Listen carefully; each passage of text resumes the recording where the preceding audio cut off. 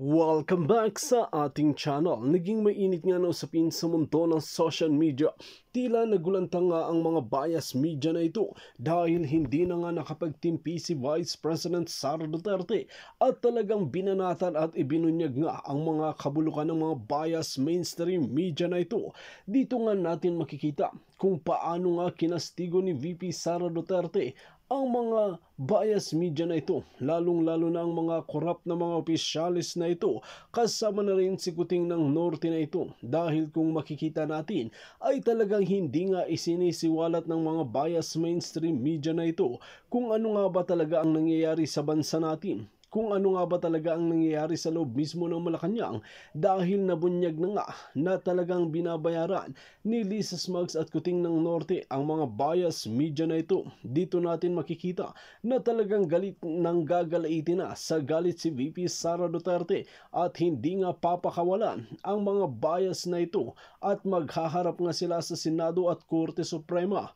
Ayon nga sa Korte Suprema, kung may maipapasa na talagang matibay na ebidensya ay magbabase sila sa mga ebidensya na may papasa at talagang iimbestigahan ng mga bias mainstream media, Lisa Smugs at Kuting ng Norte na ito. Banat nga ng maraming netizen kung sino nga ba talaga ang naglilingkod sa taong bayan ay siya pa talaga ang sinisiraan nila tulad ni VP Sara Duterte. Well mga kaibigan, kung kayo ang tatanungin, sino ang tingin ninyong mas maraming ginawa sa bansang Pilipinas at naitulong sa taong bayan? Si Vice President Sara Duterte ba or si Kuting ng Norte? Just comment below sa ating comment section ang inyong mga opinyon at kung sino nga ba talaga ang dapat sa kanilang mamuno sa bansa at ating tatalakayin sa susunod na video. At kung bago ka lamang sa akin channel, huwag kalimutan i-click ang subscribe button at notification bell para lagi kang updated sa ating mga bagong video. At para sa solid viewers natin dyan, maraming salamat sa walang sawang pagsuporta. Kanina, tinapik na kita. Sabi ko, wag kang pautangin ni Randel Bunagan. Ini-scam mo lang siya. Wala ka kasi late ka eh. Anyway. Totoo ah. Tapos yan yung sinasabi ni BP Sara Duterte. Sabi nga ni BP Sara Duterte, wag mag-a-assume. Hindi ibig sabihin nung opinion ninyo ayun na yung katotohanan. Kasi alam mo sa mundo na ito, grabe ho ang mga journalist nun at saka mga media nun, kung papansinin ninyo, very objective, ika nga. Pero ngayon, itong mga media ngayon, nung nagkaroon ng Twitter, naging na sila, medyo opinionated na sila. Hindi kasi maganda yun kung ikaw ay isang nag-news anchor, unless yung format ng iyong programa ay katulad ng programa namin na it's all about opinion. Kung ganon, walang problema. Pero kasi yung mga nakikita natin sa news ngayon na supposedly sila po ay naghahatid ng balita, iba na ngayon. Puro na ho sila mga bias at alam naman natin, marami ho sa kanila may retainers. Alam niyo yung retainers? Yung nilalagay sa ngipin? Ito nilalagay sa bulsa. Kaya na lang nung panahon ni Pangulong Duterte, 6 na taon silang may retainers. Tapos ngayon, naku po, mas matindi kay Tamba. Si Tamba talagang malupit magpa-retainers yan. Kaya nga, Jay Guevara, kung ako sa'yo, dun ka na lang kay Tamba. Kikita ka ng malaki-laki dun. Kasi yung mga kasabayan mo dun, na mga squawking dati, ngayon may mga kondo na. Ngayon may mga kotse na. No, ganun. Dati kasabayan mo lang yun eh. Parang nung sinabing squawking si Jay. Joke lang, Jay, ha? Hindi totoo naman di ba? Yung mga kasabayan mo, yung mga pagmumukha, mukhang mga drug pusher sa karsada eh. Pero ngayon, nakakondo na. May mga kotse na binabayaran. Ang kapal nga ng mukha eh. Bumili, utang pa. Akala nila siguro tuloy-tuloy yung retainers nila. Paano kung bigla ho silang biglang ma-realize nung kanilang financier na tayo na, walang kwenta pala itong mga to. Di ba? Oo. Oo nga, yung TBJ, no, may mga car at big bike na ako, pulubi. Ikaw naman kasi pinili mo yung walang pera. Alam mo, J. Guevara, kahit panahon ni Pangulong Duterte, wala. Ang pinakakuripot na politiko, yan, sila Pangulong Duterte, sila Senator Bongo, wala yan. Hindi, yan, tutulong lang yan. Alam mo, ang favor lang na pwedeng mahingi sa kanila. Kunwari, hingi ka in favor of another person na kailangan ng tulong sa pagpapagamot. Yan, ano sila dyan, aktibo sila. Pero ikaw manghingi ka? Wala. Si Kalbong Bungal dati sa Rex na ay, grabe saan yun? Hindi, alam mo, ang matindi dyan sa Kalbong Bungal na yan, inuna pa yung kondo kaysa sa ngipin.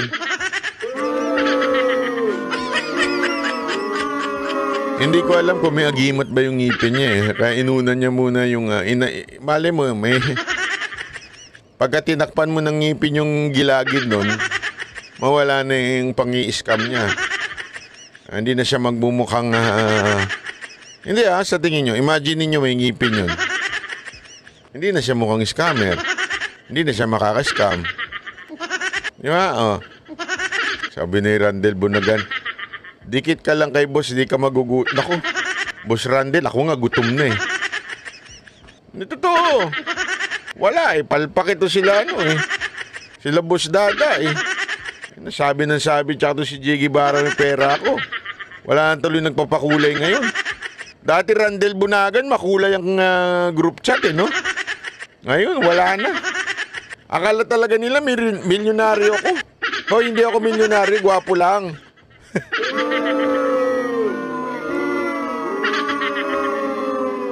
Mukha lang. Diba?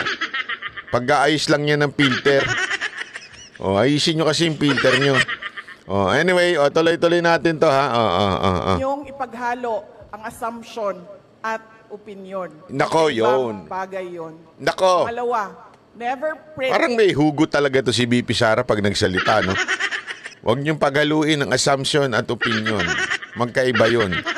Halimbawa, opinion mo,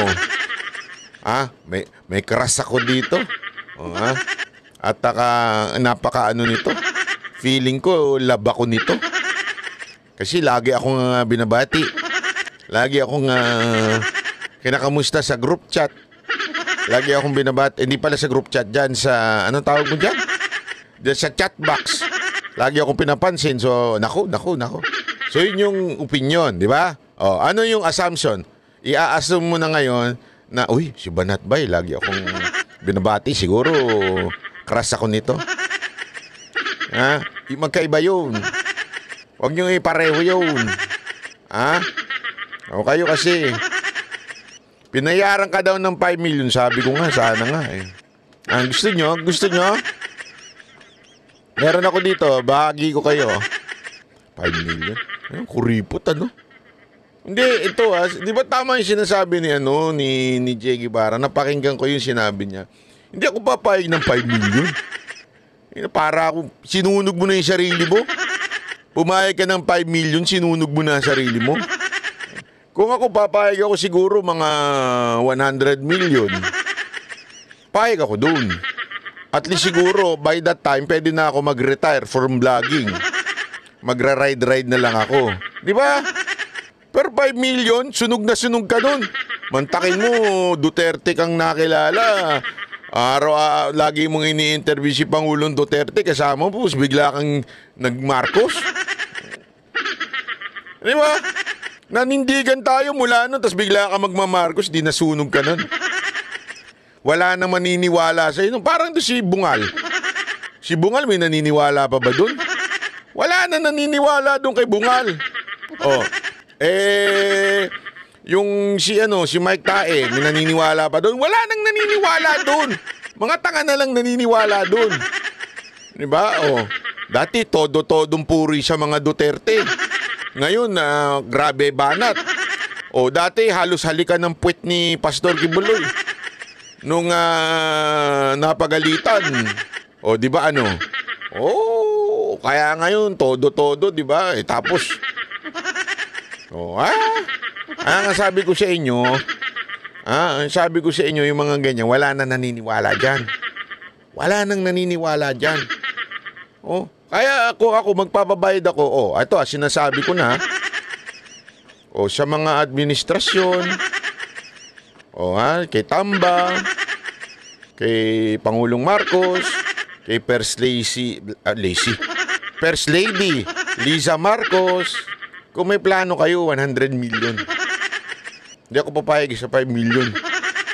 Kasi pagka nang humingi na ako, kailangan mag-retire na ako noon. 100 million, pwede na siguro akong pambili ng mga gamot-gamot. Di ba? Pwede na yun. Pagpasensya nyo na, pag gano'n, magkalimutan na tayo. Grabe si Banat.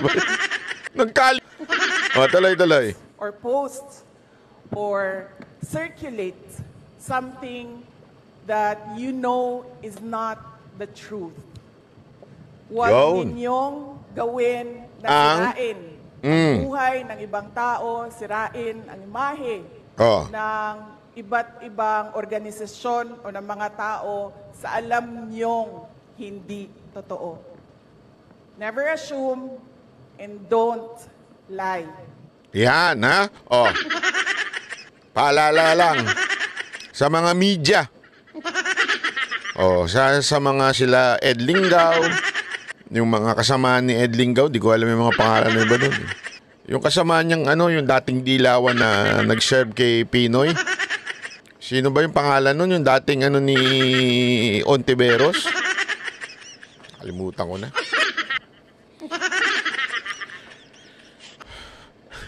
Sa GMA, paalala lang sa Rappler.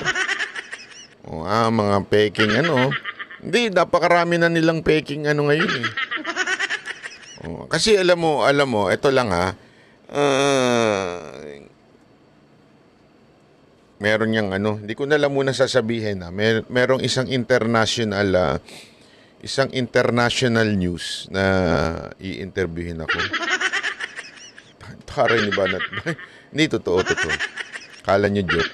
Totoo yun. Tapos, i-interviewin ako. Isa sa mga tanong doon.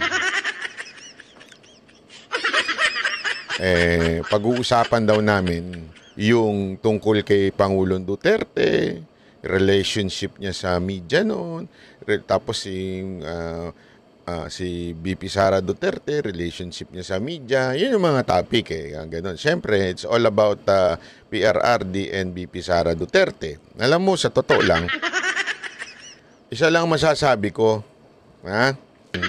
bukas kasi interview. Hindi. Sabihin ko na ngayon. Bitin, no? Hindi, ito kasi, sabi. Ito lang ang gusto ko sabihin, na gusto ko ring sabihin na ngayon, okay? Alam nyo, ang Pangulong Duterte kasi, kaya nagagalit ang yung mga media. Actually, hindi ko naman masasabing lahat yan bayaran. Hindi naman lahat ng media bayaran. Linawin natin not every media bayaran yan. Linawin lang natin. Pero bakit ayaw nila at meron silang masasabi mo ng secret agreement with their boss na kailangan ito si PRRD madurog to. Alam niyo kung bakit? Kasi si PRRD po ay Mayel Pau TV, salamat po, thank you very much. Para may magpakulay naman, salamat. Si PRRD po kasi siya ay talagang lahat ng kaniyang polisiya ay may pagka-anti-oligarch. Yung kanya pong mga polisiya, yung kanyang mga ginagawa ay pro-poor. Kaya nga alam nyo, halimbawa, di ba, yung kung pinost ko ito sa Facebook at saka dito sa YouTube, yung sinabi niya tungkol doon sa airport, di ba? Sabi niya pa nga, ang pinakaayoko sa lahat yung mga naaapi, yung mga may hirap nating kababayan. Totoo naman, si PRRD talagang malapit ho siya dyan. Mas papaboran at papaboran niya ang mga mahihirap o yung mga ordinaryong Pilipino kesa sa mga oligark. Nagkataon po talaga, bahagi ng mga oligarkiya ang mga owner ng mga network. Kaya talagang ayaw nila yan. Kasi nga, pag bumalik si PRRD, alam nila yung mga ginagawa nilang kalokohan, mayayari. Kasi kung maaalala ninyo, yung mga oligark na pinagbayad ni Pangulong Duterte, tandaan ninyo, they protect each other. O, naalala nyo kung sino yung tinaksan niya nun? Diba? Yung mga Prieto na may-ari din ng Inquirer. O, tapos, siyempre, pag nakikita nila yan, may mga kaibigan niyang kapwa, alam mo yun, sa media din, ako. Kaya alam nila na delikado pag ito ang presidente. Baka mamaya, anytime, sila ang madali. Mark Bilandre, salamat po. Hindi ko po sinasabi na sila po ay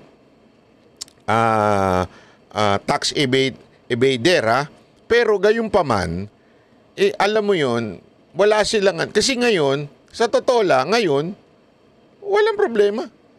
Wala sila, masasaya ho yung mga negosyante na nakakapanloko. Ayan, Philippine Airline, yan, Mighty Corp, yan. Diba, yan naman po talagang katotohanan. Yan yung mga pinagbayad. Yan o, tandaan ninyo yung mga oligark na yan, yan o ay mga magkakakilala. Meron pa nga akong alam, di ko na lang sasabihin. Kung sino talaga yung mga nang wala akong ipipresentang ebidensya, although may kwento sa akin, na kilala ko ho yung mga oligark na malapit ho sa gobyerno ngayon. At sila ho ang kadalasang nakakakuha ng mga proyekto. Kung ikaw yun, tanungin kita, gugustuhin mo ba? Gugustuhin mo ba na ikaw ay mawalan ng proyekto? Siyempre hindi, di ba? Gusto mo tuloy-tuloy. Bakit mo pa babalikin si Pangulong Duterte? Di ba? Siyempre, kahit alam mong palpak ang gobyerno ngayon, pikit mata ka na lang dahil mas okay na yung ganyan. Kahit hindi ganun kaayos, mahal ang bilihin, tayo kumikita. Kasi ganyan na nangyayari pag ang leader ay corrupt. Pag ang leader ay pabaya, walang political will, yung mga mayayaman ay lalong yumayaman. At yung may hirap, lalong humihirap. Lumalaki yung gap. Ngayon, lumalaki na ho yung gap Gap ho ng mga mayayaman at mahihirap. Kaya nga makikita natin yan sa ating society, makikita natin na pag mayaman ka, bilis mo makalaya sa kaso. Unless kalaban ka. Katulad nila Congressman Tebes. Naku naman, bigla na naman nawawala internet natin. Nagloloko na naman tong internet natin. Hindi natin alam kung bakit. Pero kapit lang ho kayo Pag nawawala-wala, kapit lang kayo. Minsan talaga nawawala-wala Kaya kapit lang I'm curious, are you going to buy Attorney Vic book? Uy, by the way, Highway. Pinopromote po natin yung libro ni Attorney Vic. Kinongratulate po natin si Attorney Vic Sa totoo lang, kinongratulate po natin si Attorney Vic at sabi niya, uy, padalang kita ng libro, sabi niya. Sabi ko, pahingi ako ng autograph Tsaka pwede pakitranslate sa Tagalog para mas maintindihan ko. Siyempre, matinding pagbabasa yun. Hindi, pero antayin natin yung libro na pag hindi dumating, babanatan ko. joke lang Attorney Vic. Hindi, ito. Boss Dada naman Ano naman si Boss Dada, Attorney Vic, padala mo na yung libro sa amin, 5 kami. Pag hindi naging 5 yan, babanatan namin yan. Joke lang. Hindi pa,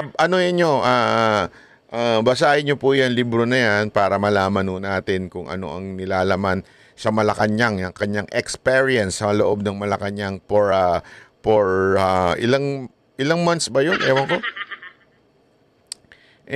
Pero parang nakikita ko na eh. Kasi may mga nabasa ako eh. Oh. Dapat may dedication. Oo.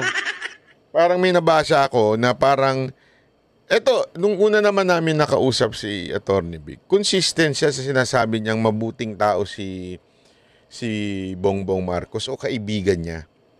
Yun ang sinasabi niya. Ang talagang parang pinupuntirya niya lagi ay si First Lady. Babasahin natin 'yon kung ano details nun, ha? Kung ano ang details nun, kung bakit ganoon.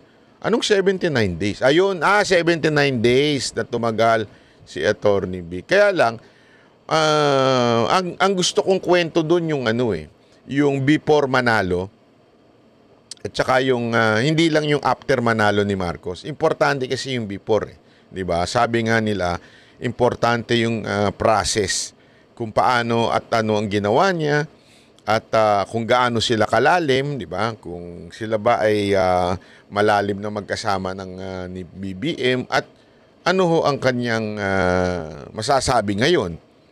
At saka yung kanyang pananaw ho sa mga nangyayari ngayon. Makita natin yun. Tingnan natin, basahin natin. I will reserve my judgment after reading the book. Pero ako, I promote it because you have to read everything, di ba? Basahin ho natin ang lahat ng mga mababasa nating para ho tayo'y lumawak ang ating kaalaman. Di ba? Tuloy natin, tuloy. Hayaan mo. Ta-translate daw. Yan lang ang gusto ko na maalala ninyo. And I wish you all good luck in the competition, and we all want to see you as award-winning journalists in the future, not just for national awards, but of course, for international awards. Alam mo, sabi nito isa, ikaw ba, Bay, kailan ka gagawa ng book? Ako gusto kong gumawa ng book. Hindi, totoo, pangarap ko yan nung bata ko. Gumawa ng libro. Sumusulat na nga ako nung bata ko eh. Gusto ko talaga gumawa ng libro. Ikikwento ko lang yung mga buhay ko. Biography of Banat Bay. Paduy, ano? Kaya hindi natutuloy. Kasi pambira. Hindi naman libro yun eh. Diary yun eh. Magkaiba naman yung libro sa diary. Hindi, biography yun. Kayo naman. Maano naman kayo. Biro ko lang kayo. Anyway, ito. Panoorin pa natin ito. Ito pa kasi maganda pag-usapan ito eh. Itong bago yan. Ito. Ito. Itong bagong actually hindi pala bago. Pautot ni Trillanes. Si Trillanes, ayan na naman, nasasaktan na naman at nagpapapansin na naman, putak na naman ang putak. Perlito Ubana Vlog. Salamat po. Ayoko nang sabihin parang asong ulol eh. Kasi parang attack dog. Kasi iyan isa sa mga dinimanda niya sa akin eh. Kaya ayoko nang sabihin yan. Baka sabihin na naman niya. Kaya hindi na natin na yan ito. Pero panoorin natin. Pinagginis sa Bongo ang mga paratang ni... Dali. Yan pala yung dati. Ito muna yung bago. Wait lang. Ito. Ay. Isa pang kaso ang nakatakdang isampa ni dating Senador Antonio Trillanes IV laban kay dating Pangulong Rodrigo Duterte at Senator Lawrence Christopher Bongo. Ito ay bukod pa sa kasong plunder o pandarambong na una na niyang isinampa laban sa dating Pangulo at kay Senator Go na dating close aide ni Duterte. Ayon sa dating senador, inihahanda na ng kanyang kampo ang pag-asampa ng kaso na may kaugnayan sa frigate scam na umano'y bilyong-bilyong piso ang halaga. Dagdag pa ni Trillanes, imposibleng hindi nakinabang siguro sa mga transaksyon ng kanyang pamilya sa dating administrasyon. pagdidiin ng dating senador, bawal ang magpasok ng transaksyon sa pamahalaan ang pamilya at mga kamag-anak na isang opisyal hanggang 4th degree of consanguinity. Sa kaso anya ni Go, mismong miyembro ng pamilya nito ang umano'y tumanggap ng tseke mula sa pamahalaan para sa aniyay proyektong pinasok ng kanyang ama at kapatid na parehong hindi lisensyado o kwalipikadong makipagnegosyo sa pamahalaan. Dagdag ni Trillanes, hindi lang si Senator Go ang sangkot dito, kundi maging si Pangulong Duterte dahil siya mismo aniya ang nagbigay ng pondo sa mga naturang proyekto. Bilyon-bilyon na nakuha. Ang limit lang nung isang kumpanya is up to 10 million. Yung isa up to 50 million. Pero bilyon ang total na nakuha. Tignan nyo kung saan ang galing yan at nasaan siya ngayon. Kung bilyonaryo ka, mag-i-aid ka ba? Napakadali eh. Napakadaling i-explain, no? 6.6 billion napunta sa kontrata ng tatay at kapatid mo na hindi qualified. Di ba? Yun, bawal yun. Yun, irregular yun. Ngayon, hindi nga niya dininay. Hindi siya dininay. Ang ginagawa lang niya mga tanga yung mga Pilipino na hindi siya nakinabang kahit yung pamilya niya nakinabang. Alam mo, ito naman ang statement ni Senator Go tungkol dito. Ayan, panoorin niyo. Panis na issue itong pinapalabas ni Trillanes. Mm. Wala na bang bago? Katunayan, noong September 2018 pa, hindi pa ako senador, ay sinagot ko na ito at hinamon ko pa nga si Trillanes na imbestigahan niya at magsampa siya ng kaso. Hindi ako uurong sa kaso dahil alam ko na malinis ang aking konsensya at wala akong batas na nilabag. Ang tanong ay, nakinabang ba ako? Nakialam ba ako? Nag-impluwensya ba ako? Wala. Buti pa ang ibang tao nakakahingi ng tulong sa akin. Pero ang pamilya ko, di nakakalapit sa akin yan. Lalo na ang half-brother ko na magkaiba naman ang aming nanay. Naging mambabatas ka naman, Trillanes, at may mga abogado ka rin naman. Paano naging plunder laban sa akin at kay Pangulong Duterte ang isang lehitimong transaksyon ng gobyerno na wala naman kaming kinalaman? Sinabi ko na sa kanya noon na kung mapapatunayan niya ang paratang niya, magre-resign kaagad ako. Nakalipas na po ang halos 3 taon at wala namang napatunayan si Trillanes. Lahat ng mga ito ay nasagot ko na. Puro kasinungalingan ang pinapakain niya sa taong bayan. Puro lies ang pinapakain niya sa taong bayan. Kaysa makatulong, nilalason lang niya ang isipan ng mga Pilipino para sa kanyang pangsariling interes. Ayan. Alam nyo, tama yung sinabi ni Senator Bongo dito. Ito po ay recycle na issue na ho na paulit-ulit. Sa katunayan, alam nyo ba na ito, papakita ko sa inyo ha. Actually, noon pa yan. Ito, 2000, tingnan ninyo. 6 years ago. Meron na, kaya nga ito meron, inasar pa ni Senator Bongo si Trillanes dyan Yan yung investigasyon, Ang ginawa ni Bongo, nagpa-selfie pa siya, Di ba? Tingnan nyo yung year, 6 years ago, Matagal na ho talaga.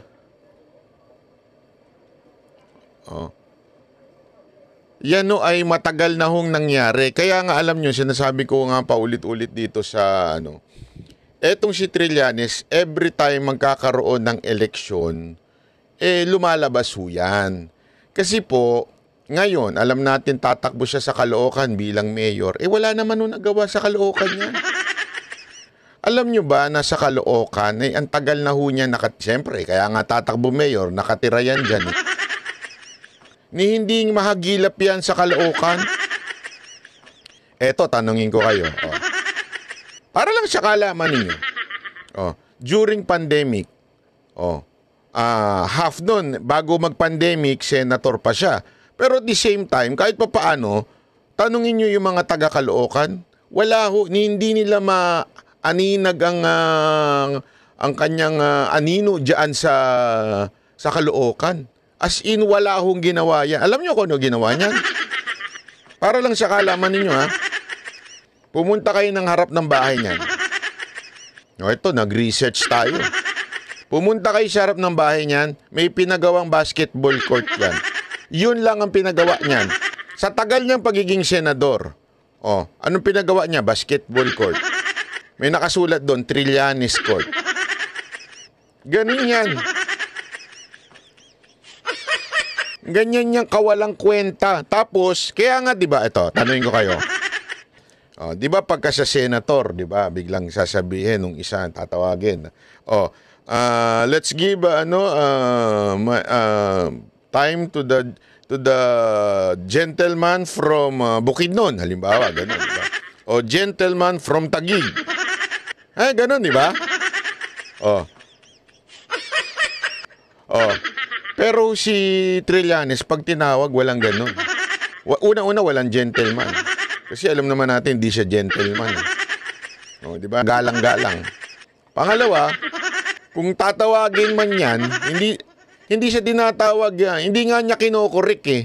Kung ano ang tawag sa kanya, diba, dapat man lang i-correct niya na ako, taga-Caloocan ako. Dapat gentleman from Caloocan. Di ba? Alam mo, sabi nga ni Boss Dada, gentleman from Bicol. Hindi, alam mo, ito ang lagi nga dapat itawag dyan, gentleman from China. Bakit? Mas madalas pa siya dun eh. Naalala nyo, nung panahon ni Pinoy, madalas siya dun. Kaya dapat gentleman from China yan. Hindi yan gentleman from Caloocan. Yun ang totoo. Ito si Trillanes, sa totoo lang, ngayon, di ba, kaya nga ngayon nagpapansin. Kasi nga, balita natin, wala daw pumapansin yan sa Caloocan. Pag nag-iikot daw yan, alam mo kung sinong pumapansin? Yung mga vlogger niyang walang kwenta. Yun lang. Akala niya siguro, sikat siya. Akala niya magpapaselfie yung mga vlogger niya. Hindi niya alam, vlogger niya yun. Di ba? Wala na pumapansin dyan. Natatawa nga ako kasi may sinasabi pa siyang kung ano-anong hinihirit niya dito kay Pangulong Duterte, kay Senator Bongo. Sa totoo lang, ginagamit lang naman niya yan. Kaya nag-iingay ng ganyan yan, ginagamit lang niya yan para sa kampanya sa Caloocan. Alam niyo kung bakit? Alam niyo? Mahirap kasing tumakbo nang hindi ka nasa administrasyon. Kaya ako, ito hinala ko lang Hinala ko, bumabanat siya ngayon para humingi ng basbas kay Marcos para basbasan siya dyan sa Caloocan. Pero imposible. Wala. Sa totoo lang, wala nang gumagalang dyan eh. Hindi na pinapansin na Malacanang yan eh. Diyan si Mocha Uson from Athens, Greece. Ano ba? Athens, basta. Diyan sa Greece. Munti ka na nadukutan yung kanina. Kasi naman eh. Ang bag, inilalagay yan sa sa tabi. Dapat laging suot-suot yan. Wala ka sa Japan, nasa Greece ka. Hindi totoo. Kaya ito si Trillanes, kawawa naman to. Kasi nga, akala niya, ito, alam mo, ako nagtatanong lang Ito, tanong ko lang naman, Antonio Trillanes, tanga ka ba? Tanong ho ito Ako'y nagtatanong lang, Antonio Trillanes. Tanga ka ba o bobo ka? Nagtatanong. Tanong ho yun. Bakit kanyo? Kasi ginawa mo na yan. 'Di ba? Ginawa mo na yan nung mga nakaraan. Hindi ka nga effective to the point na tatalo ka sa eleksyon. Diba? Kung mandidato ka uli, talo ka. Shoot ka sa banga. Shoot ka sa inodoro. Kala mo kasi may nakukuha kang butante o kala mo naman may naniniwala pa sa'yo. Hindi kasi dapat wake up call mo na yun, yung palagi kang talo. Dapat wake up call mo na yun. Diba? Kaya nga ang tanong ko, tanga ka ba? Kasi ang taong tanga, hindi ko sinasabing tanga ka, tinatanong ko. Ang taong tanga, alam niya nang mali, gagawin niya pa paulit-ulit. Di ba ho? O yun lang ang akin. Alam mo na nga mali ka, paulit-ulit mo pang gagawin. Anong tawag mo dun? Di ba? Oh. Alam mo na halimbawa, si Madam mo, kamunti ka na madukutan sa gills. Kita niyo yung bagong picture niya. Yung picture niya, yung bag niya, nasa harapan niya na, nandito na. Wala, big sabihin, kasi nga naman, kung uulitin niya, naiwan yung bag niya, anong tawag niyo kay Mocha? Di ba? Oh. Tanong ko kayo, kunwari, inulit niya pa yun. I mean, walang problema dun sa first mistake Kasi mistake nga Lahat naman tayo nagkakamali. Pero yung ulitin mo pa, may tawag na dun. Ikaw, Trillanes, talo ka na nga. Talunan ka na nga.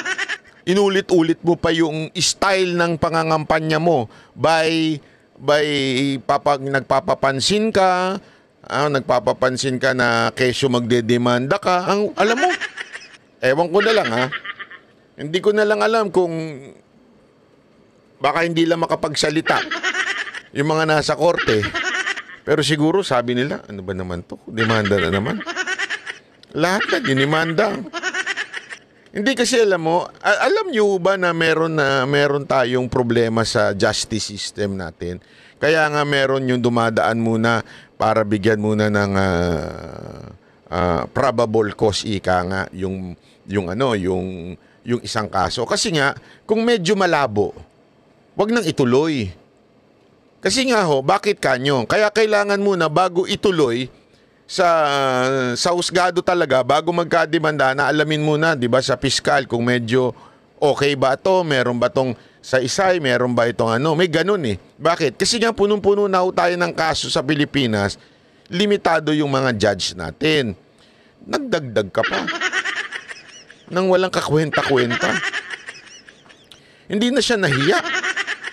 Yung demanda niya kay Mocha sa ombudsman talo Olat. Ano sabi sa kanya dun sa ombudsman? Sabi sa kanya, huwag ka maging onion skin. Ang public official hindi dapat onion skin. Di ba? Tapos eto ka na naman. Ano to? Ito dati mo nang ginawa. Dati mo na ito. Naalala mo, una-una. Alam mo noong 2016, di ba? Few days before, I think it was 2 days or 1 day before the election, naglabas siya ng issue tungkol dun sa BPI ni Pangulong Duterte. Ano nangyari sa'yo? Pahiya ka, di ba? Akala niya kasi hindi makakakuha si Pangulong Duterte ng certification from BPI.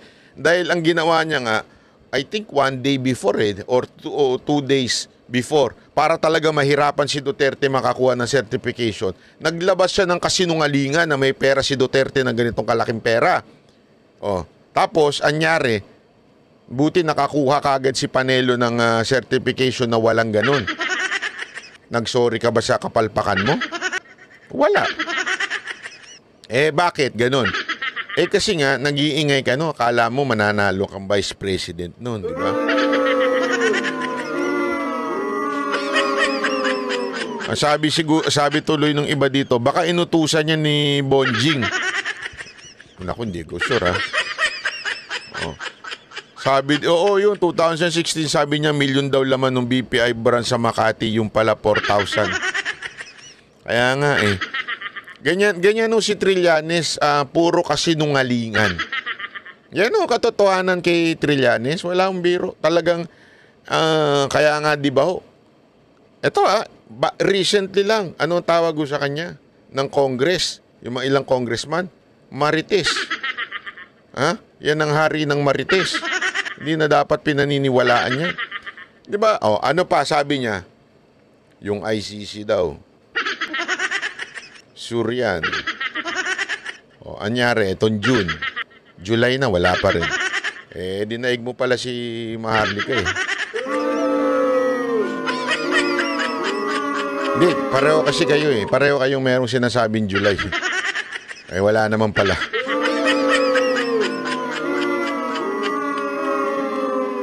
Hindi, kasi dapat patas tayo mga kababayan. Kung naiinis tayo dun sa mga katulad ni Trillanes na nangako na June daw aarestuhin si Duterte, mainis din tayo dun sa nangako na magkakaroon ng video by June.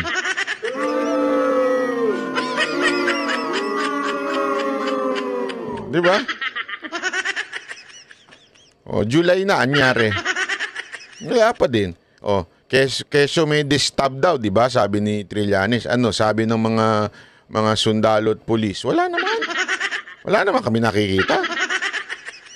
Jesus, sabi ko sa iyo.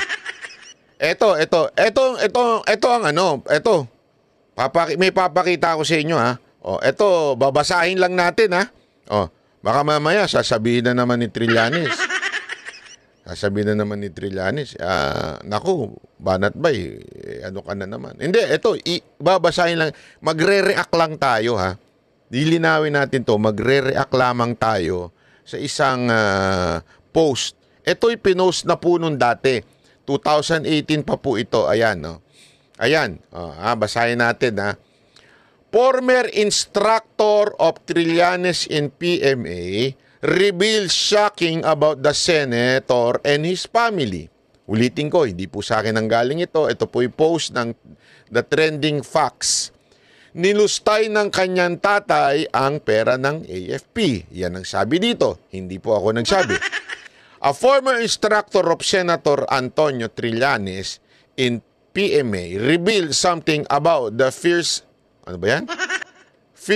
fiercest critic of PRRD and his family, Captain Vicente Sehoko,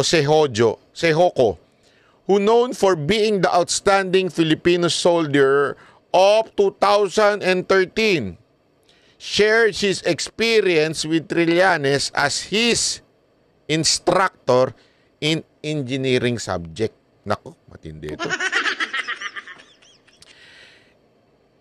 Sehoko comment was posted publicly by netizen Choli Abilia Cabanban, who's also an alumnus of PMA. You can check and verify yung mga pangalan na yan, Again, this is a share from the Facebook. Sabi nga ni Alunir Gameplay, salamat. A clown entering the palace will become circus. Taray, in English. Dito nga natin makikita na talagang hindi nga pinalagpas ni Vice President Sara Duterte ang mga bias media na talagang hindi nga linalabas ang mga kabulukan na nangyayari sa loob mismo ng Malacanang at talagang binabanatan si VP Sara Duterte at pinapasama ito sa taong bayan. Ngunit hindi nga nagpapatinag ang mga taong bayan dahil hindi sila naniniwala sa mga kuro-kuro na bias media na ito na walang mailabas na ebidensya. Well mga kaibigan, kung kayo ang tatanungin ano ang inyong mga opinyon, just comment below sa ating comment section at ating pag-uusapan.